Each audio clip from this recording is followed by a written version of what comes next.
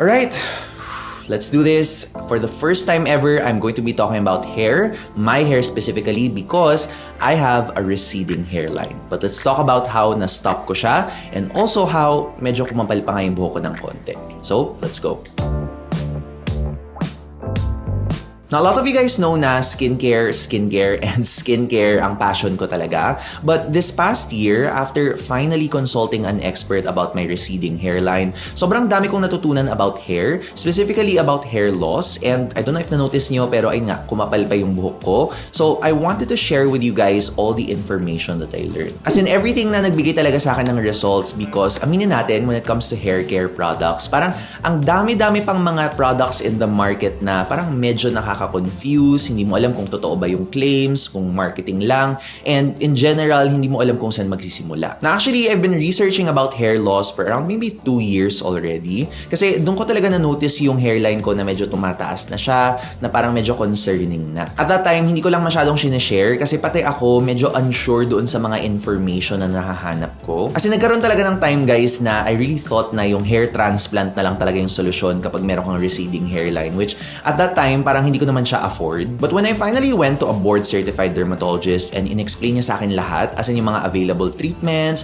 mga procedures, mga gamot na pwede i-take, parang meron pa palang pag-asa and meron pa palang pwedeng gawin. And that's when tumuli-tuloy kami ng dermatologist ko ng treatment, and after months and months of being responsible sa hair care routine ko, that's when I actually saw legit results na very happy ako about actually. So I wanted to discuss and share this with you guys para if anyone has similar problems as me, or may receding hairline kayo, may hair loss kayo, hopefully may inform kayo ng video na to. So that being said, wala nang any, here's my hair loss journey and here's everything that I learned from it. Now, ulitin ko lang for those na curious, yes, I did approach a board-certified dermatologist sa hair ko, and yes, also, hindi lang skin ang covered ng dermatologists, kung hindi hair and even nails natin. As in, specialist talaga ang dermatologist sa tatlong yon, hair, skin, and nails. And one thing na tumatak talaga sa akin na sinabi ng dermatologist ko about hair loss is, iba-iba pala yung mga types of hair loss and iba-iba rin yung mga causes niya. And of course, dahil doon, iba-iba rin yung mga best treatments. So I learned na meron palang mga hair loss na let's say caused by stress, pero meron ding mga iba na hormonal, like for example, hormonal imbalances, pag naging pregnant ka, or for example, meron kang thyroid disease. Sometimes it's even because meron kang parang autoimmune condition. But I learned that one of the most common, and actually yung cause din nung sa akin,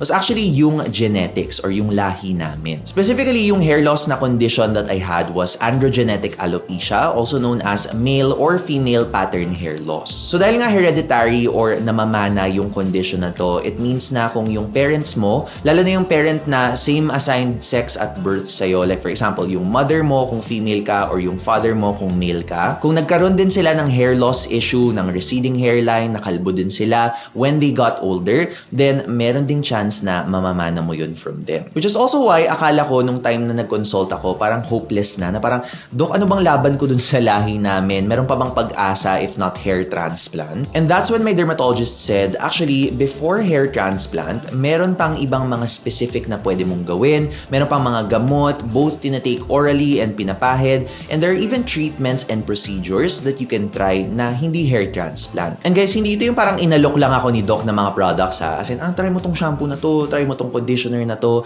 As in, nilist niya talaga sa akin in specific order yung mga gamot and treatments from most proven with many studies and evidence, pababa hanggang sa mga so-so and konti palang evidence, up to other supplements na hindi naman actually worth your time and wala namang masyadong evidence behind it. Na based on what I learned from my dermatologist na actually krinos-check ko pa nga to online sa ibang mga content ng mga board-certified dermatologists abroad. When it comes to the first thing na usually binibigay ng mga dermatologists sa mga merong pattern hair loss or yung hair loss na namamana from our parents, there are actually two na FDA-approved na mga gamot that you can take to address this issue that you can easily buy sa mga drugstores. And these two are minoxidil and finasteride. Na I know na marami nang familiar sa minoxidil because nakikita na natin siya online. So let's go to that later, but I actually wanted to start this with the one na very big yung impact sa journey ko, which was finasteride. Na ang finasteride is a medication na very simply explained, binablock niya yung paggawa ng katawan natin ng specific hormone na nagkakos ng hair loss natin. So yung hormone na yon is called dihydrotestosterone, or in short, just DHT. So when it comes to finasteride, yung FDA-approved form ng medication na to is actually in a pill form na ipiprescribe or irereseta ng dermatologist sa iyo. So I have mine here to show you guys, and actually ito, paubos na siya. Isa na lang yung natitira dito. And this one I've been taking every single day since last year, mga August 2023, and up until now, which is April 2024 na. Masasabi ko talaga guys, after 8 months, nag-stop talaga yung pag-recede ng hairline ko when I took this. Of course, it's also very important to emphasize that it takes a lot of months. As in, sabi ng derm ko, 6 months minimum onwards before makakita ka talaga ng results. So sa akin, nasa 8-month mark na ako, so nakikita ko na talaga yung results, but yung full results daw is usually after 12 months. So that means after 1 year of taking it actively. As in, isa talaga to sa mga sobrang nakatulong sa akin, and I guess ang masasabi ko lang dito is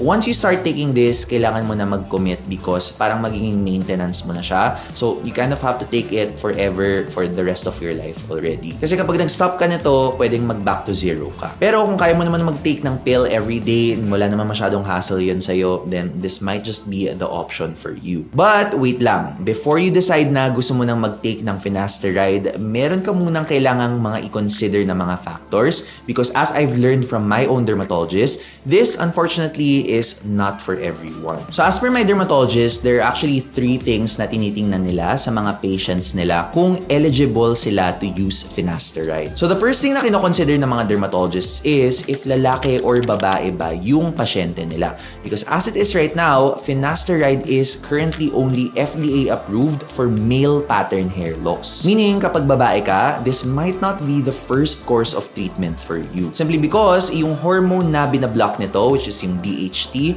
it's a hormone that's more commonly found sa mga lalaki. And another reason is, lalo na kung plano magka-baby nung babae, taking this can actually interfere with their plans of doing that. However, kung lalaki ka naman, but you also plan to have a family very, very soon, as in magpa-family planning na kayo, ano na kayo. Actually, concerned din yon because number 2, finasteride is not recommended for men who are looking to conceive. So basically, sa mga husbands na nagtatry gumawa ng baby with their wives, again, dermatologists would usually advise against taking finasteride because pwede magka-complications. Or usually, for those na, let's say, nung single sila, nagpi-finasteride sila, pag dumating na yung time na gusto nila gumawa ng baby, medyo pinapastop na ng derm pagdating nung period na yun. Again, para maiwasan yung iba't ibang mga complications. But in my hair loss journey, yung first 2 considerations na yun, actually, hindi naman siya masyadong concern sa akin since number 1, lalaki ako, and also, hindi ko naman plano magkapamilya anytime soon. Pero yung third consideration, yun talaga yung parang pinaka naging concerned ako. Because the third consideration is the possibility of a decreased libido. So sa mga hindi alam yung meaning nun, paano ko ba i-explain to nang hindi tayo ma-demonetize? So basically, mahihirapan kang ganon. Gets nyo na? So basically, yun lang talaga yung takot ko. Kasi diba syempre, parang magiging robot na lang ba ako? But as per my dermatologist, it is also important to take note din naman daw na hindi siya guaranteed and hindi naman siya nangyayari sa lahat.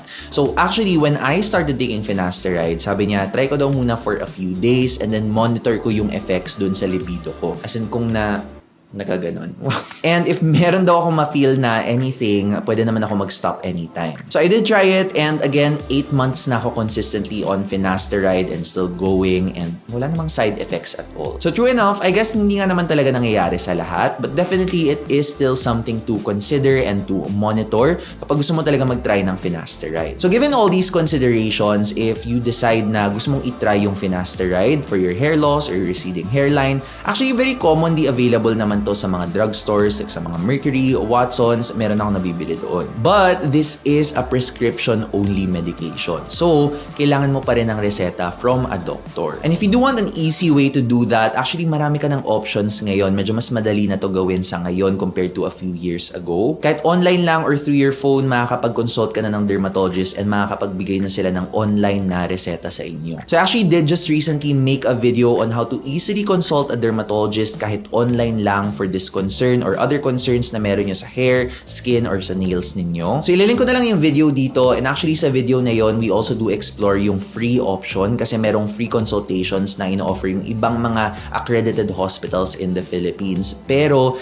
even better if meron kang 600 pesos, at least 600 pesos to spare para mas marami kang options, merong mga apps na pwede mong itry and other platforms. But anyway, again, ililive ko na lang yung link dito. Now, aside from finasteride, dito pumapasok yung isa pang FDA-approved na hair loss treatment, which yun nga yung alam na natin lahat, minoxidil. So I think this is the most popular and ito yung pinaka-common na makikita mo talagang ginagamit both ng males and ng females for their hair loss kasi yes, pwede siya for both. And definitely, if concern nyo yung hair loss ngayon, that's the reason why you're watching this video. I'm sure medyo may konting knowledge na kayo on minoxidil. But very simply, let me just explain how this works sa hair loss. Na actually, hindi pa alam ng experts totally yung exact reason na nakakatulong yung minoxidil for hair loss. But yung mga studies on this point to two things. The first being, nag-increase daw siya ng blood flow sa hair follicles natin, which stimulates yung pag-grow ng hair. Second, yung hair kasi natin, nag-undergo siya ng iba't ibang mga phases. So meron siyang growth phase, merong resting phase, shedding phase, and so on. So basically, studies suggest na pinapatagal daw ni minoxidil yung growth phase ng buhok natin,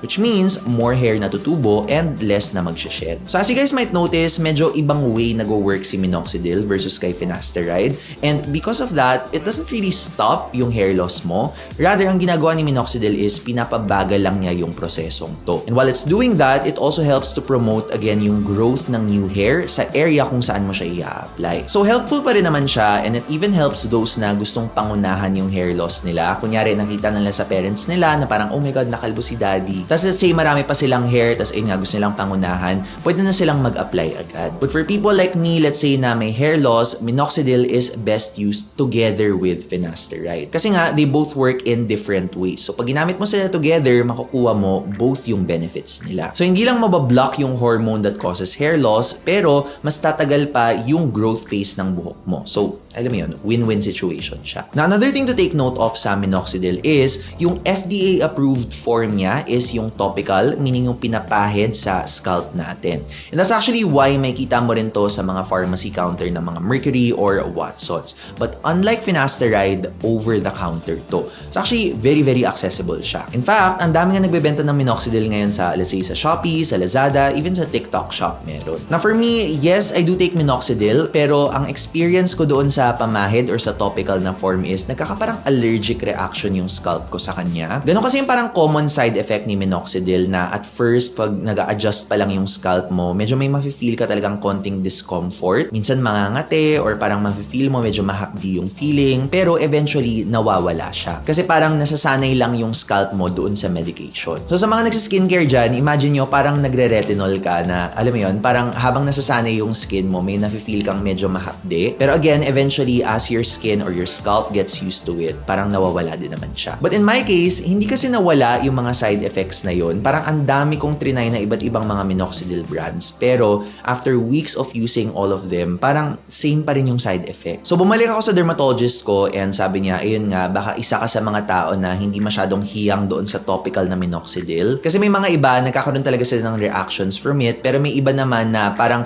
kahit gamitin nila ng sobrang tagal, wala sila nakukuhang reaction at all. In fact, meron ako mga friends na consistent users sila ng mga minoxidil products and they have very, very good results from it after 6 months of using it consistently. And yes, gaya ng finasteride, hindi instant results to guys. Kailangan masipag ka talaga because you will need to apply it sa hair area mo during the day and during the night time. Now, I'm sure madali lang naman na yun sa mga sanay na mag-skincare dyan and also worth it din naman. Marami rin actually kayo makikita sa YouTube, sa TikTok, actually sa lahat ng social media when you search minoxidil, okay na okay talaga yung results niya if you use it consistently for a minimum of 6 months. But just like finasteride, after mo tong gamitin and you see results from it, kailangan tuloy-tuloy na. So definitely, this is one medication to consider as well, though medyo mahal lang ang minoxidil na makikita mo sa Mercury and Watsons. If you do want to check yung mga minoxidil brands that I've used na mura but still safe and from legit sellers, I'll put my recommendation sa description box. Less than 500 pesos lang sila and ang dami-dami nating options ngayon. Try to see if hindi siya irritating sa skin. May mga iba naman maliliit lang yung binebenta nila. And if it's not irritating sa inyo after a few weeks,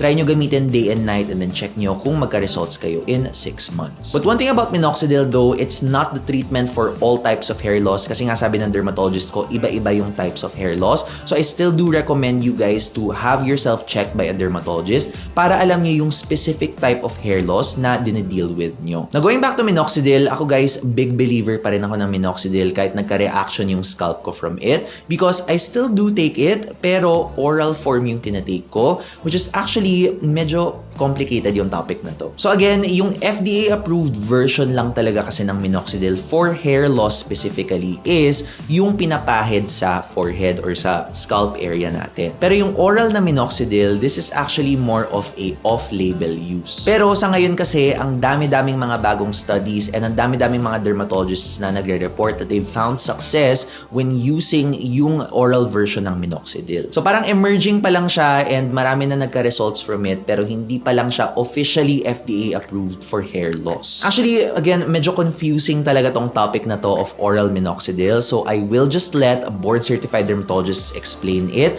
Maglilink na lang ako ng videos ng board-certified dermatologists from the US like Dr. Dre and yung mga derms from Dr. Lee like Dr. Shah and Dr. Maxfield explaining oral minoxidil and yung effects niya if you want to know more information about it. Matagal na kasi to yung information, parang the past 2 years nagde-develop na siya and nagde-develop and nagiging more promising talaga yung information on oral minoxidil. So if you do want to watch that, I will link them either dito sa I button or kung hindi na kasya, lalagay ko sa description box. But basically, long story short, in my opinion guys the reason why nag-oral minoxidil ako ngayon is because hindi kaya ng scalp ko yung topical.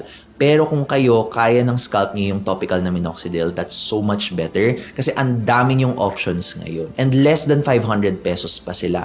Unlike oral minoxidil, wala ka talagang mahanap ngayon. So if you do decide to try topical or yung pinapahid na minoxidil, as in, mag-pray talaga kayo na sana humiyang yung scalp ninyo kasi kung oo, ang dami nyo talagang options sa market. So yun lang basically yung mga main na tinatake ko for my hair loss now, yung minoxidil and yung finasteride. But of course, nung kinonsult ko yung dermatologist ko, syempre sinulit ko na, tinanong ko na rin yung mga other popular treatments na nakikita natin sa social media ngayon, like yung mga rosemary oil, especially yung mga biotin supplements, kung helpful ba talaga sila. And apparently, as per my dermatologist, na again, krinos-check ko to sa iba't ibang mga dermatologists online as well, there's really not much evidence sa mga to. Yung rosemary oil kasi, it's just based on one very small study na kinumpare siya to minoxidil. Then yung biotin naman, wala rin siyang masyadong strong evidence. In fact, yung biotin deficiency daw, as in yung pagkawala ng biotin sa body mo, very, very uncommon yun. And apparently, kapag nag-blood test ka and actively ka nagtitake ng mga biotin supplements, it can even make your blood test results inaccurate. And aside from that, some dermatologists even say na baka maging cause for acne pa siya for some people. So, ako as an acne prone altogether, hindi ko na kinoconsider yung biotin supplements. And speaking of biotin supplements or supplements in general, I do have a video with a board-certified dermatologist from the Philippines explaining biotin supplements and other oral supplements like yung mga collagen, gluta. Dinidiscuss namin siya lahat and yung mga claims nila. So if curious kayo about those products and yung mga claims nila, ililink ko rin yung video dito. Sobrang good discussion talaga yun. Hi! So nakalimutan ko tong i-add sa video nung sinushoot ko siya, but I also asked my derm about yung mga herbal shampoos, herbal mga tonics, serums, and even yung mga supplements in general na oral na tinatake for hair. So according to my dermatologist and also other dermatologists online where I cross-check information, yung evidence when it comes to itong mga shampoos, tonics, and mga herbal supplements, hindi pa masyadong malakas yung evidence sa kanila that they can actually target the root causes of hair loss. Though sabi naman ng dermatologists and also yung dermatologist ko for certain herbal supplements and also herbal products na if you find them na nagiging effective sila sa inyo, wala namang masama sa pag-continue ng paggamit sa kanila. It's just that it's still better to actually use them them just on the side, pero yung main nyo talaga are going to be yung mga FDA-approved medications for hair loss like finasteride and minoxidil. Now, it is very important to note na this is just in the context of androgenetic alopecia or yung genetic hair loss or yung hair loss na namamana natin from our parents. But anyway, going back to hair loss in general, yung mga discuss ko with you guys are mostly yung mga tinatake ko now. Pero actually, hindi pa rito kasama yung mga procedures that you can take for your hair loss, like yun nga, hair transplant. But even yung mga less invasive or yung mga more minor na procedures, like for example, yung mga injections. Like for example, yung PRP or platelet-rich plasma where kukuha sila ng blood mo and then paiikutin nila yun sa certain machine. And then yung plasma doon sa blood mo, yung parang component ng blood mo, i-inject nila back to your scalp to promote hair growth. Meron din yung bago ngayon which is very promising and a lot of dermatologists really back it up. It's called exosomes. So, yun din, ini-inject sila and basically parang mga growth factors naman sila na ini-inject sa hair. And that also promotes not only just hair growth but also healthier hair sa area na yun. So, ang dami talagang mga bagong technologies ngayon. But all in all, yung mga ito, parang more on side treatments or mga booster treatments sila for those na medyo mas may budget na. Kasi mga diniscuss ko sa inyo earlier, yun yung parang pinaka-accessible or yung most accessible actually. But if you do want me to talk about those procedures or make a separate video about yung topics na yon, do let me know. Kasi actually, iniisip ko rin na itry siya. Siguro pwede kong i-vlog, tapos pakita ko sa inyo yung procedures. So, do let me know if interested kayo doon. But with all these treatments na ina-explain ko sa inyo, of course, I also do want to show some concrete progress with you guys. And just so you guys know, by this time that I'm shooting this video, 8 months na ako on finasteride and 5 months na ako on minoxidil. And honestly guys, nung first few months talaga na tinatake ko yung mga medications na to, honestly lang talaga, parang nafe-feel ko parang meron ba nangyayari sa akin? Parang wala ako nakikitang any results. In fact, parang mas lumagas pa nga yung buhok ko. But I told my dermatologist about it and I quickly learned na part pala yun ng proseso and kailangan mo talagang antayin yung result for at least 6 months for either treatments, yung finasteride or minoxidil, para makita mo yung results nila. And for a lot of people, para makita mo talaga yung full extent ng results ng minoxidil and finasteride, you need to wait mga 1 year. So ilang months na lang makikita ko na yung full results ng minoxidil and ng finasteride, but I am very satisfied so far. So to share with you guys, ito na yung progress pics ko. So there's one before treatment and there's one a few months into finasteride and minoxidil. And next yung parang I think 1 month ago ko lang siya tinake. So makita nyo marami ng mga baby hairs na nag-grow and actually kumapal pa talaga yung buhok ko. And as far as na-observe ko sa journey ko, parang nag-stop talaga yung pag-recede or yung pagtaas ng hairline ko. And I'm honestly so happy with it. Feeling ko actually yung finasteride, yun yung nag-stop ng pagtaas ng hairline ko. And then yung minoxidil, yun yung parang nagpakapal pa talaga. And kung yung progress pictures na pinakita ko sa inyo, 7 months on finasteride and 4 months on minoxidil pa lang yun. Parang sabi ko, gusto ko antayin na parang pumatak yung 12 months both finasteride and minoxidil to see yung full effect niya talaga sa akin. So sabi ko, ayun, tingnan muna natin after 12 months of consistently taking finasteride and minoxidil, kung satisfied na ako, then I guess pwede na. Pero kung gusto ko pa ng more, then maybe I can take yung mga injection na treatments. And then kung hindi talaga ako satisfied, siguro last resort na lang, yung end talaga is the hair transplant. Pero hindi ko muna siya kino-consider ng sobra-sobra ngayon. Pero hindi ko pa rin naman siya tinatanggal sa mga options ko. Pero syempre, ipon-ipon din muna, di ba? But all in all guys, uulitin ko, very happy talaga ako with my current results right now. Kasi nakikita niyo naman yung buhok ko, di ba? I'm happy. Medyo nahirapan lang akong i-style kasi nga, di ba, mataas yung hairline ko. So, parang minsan umuusog yung hair ko na ganun. Pero parang minor problem na lang yun compared to before na nafe-feel ko talagang tumataas siya. And parang nakikita ko talaga siya. So, in a way, parang yung hairstyle change ko rin kind of helped. Pero the fact na kumapal pa yung buhok ko lalo, that also really helped. And actually, the reason why I wanted to share this hair loss video with you guys, I guess especially sa Pilipinas din kasi, parang mas pinag-uusapan yung hair loss with women, pero not so much sa mga men. But whether lalaki or babae ka man, I hope somehow this video gives you hope. And I actually do want to share 3 lessons that I learned sa hair loss journey ko for anyone experiencing it now. Na lesson number 1 that I learned is you are not alone. Na hindi ko lang to sinasabi to share na problema dun to ng marami and sama-sama tayo mag-suffer lahat. But this is to help you guys realize na dahil common problem to, actively hinahanapan to ng solusyon ng mga experts and ng technology. And also to let you know na maraming nagbe-benefit sa mga current solutions na meron natin ngayon that you guys can also take yourselves. And speaking of solutions, move tayo to the second lesson I learned. There are many solutions to hair loss. As in, take it from me na akala ko talaga at first hair transplant na lang ang solusyon dito sa receding hairline ko. Ang daming iba't ibang mga alternatives guys na pwede mong i-discuss with your dermatologist, from yung mga procedures to yung mga medications. Again, remember, iba-iba ang mga types of hair loss, which means iba-iba rin ang mga solutions. And in fairness, swerte tayo that we live in a time na marami ng solutions to this and marami din sa kanila have been proven to be very promising. And lastly, lesson number 3 that I learned sa journey na to, it's best to start now. Na I used to think na parang, ay naku, sana nakatch ko to na mas maaga nung teenager pa ako or nung early to mid-20s pa ako nung sinasabi ng mom ko sa akin. Pero wala na tayong magagawa about that eh. And personally, I don't think productive na manghinayang ka pa sa past. And what really matters in my opinion is simulan mo na ngayon to actually save kung ano pa yung natitira sa'yo. Kasi yun na lang yung parang may control over ka eh. And kung mag-start ka na ngayon, who knows, diba? Baka better than you expected pa yung results na makuha mo. Like in my case, hindi ko lang na-save yung receding hairline ko, but I even got thicker hair. And yung ibang parts ng hair ko, nagkakaroon pa ng new growth. So para ngayon, sobrang hopeful ko and happy na meron pa akong hair na na-save. Pero sa case ko, hindi rin naman siya sobrang perfect din because it did take me 2 years before I actually approached a board-certified dermatologist to explain to me everything, yung mga options ko. So I could have gone earlier, I could have gone 2 years earlier, or pwedeng nakinig ako sa mom ko ng mga 5 years na sinasabi niya, hala baka mag-recede yung hairline mo. Pero again, nangyari na eh. What's important is what you do today, what you do now. Sabi nga nila, di ba, better late than pregnant. Char, better late than never. But anyway, again, if you guys want to start your hair journey now, again, better kung meron kayong at least 600 pesos to spare para makapag-consult kayo with a board-certified dermatologist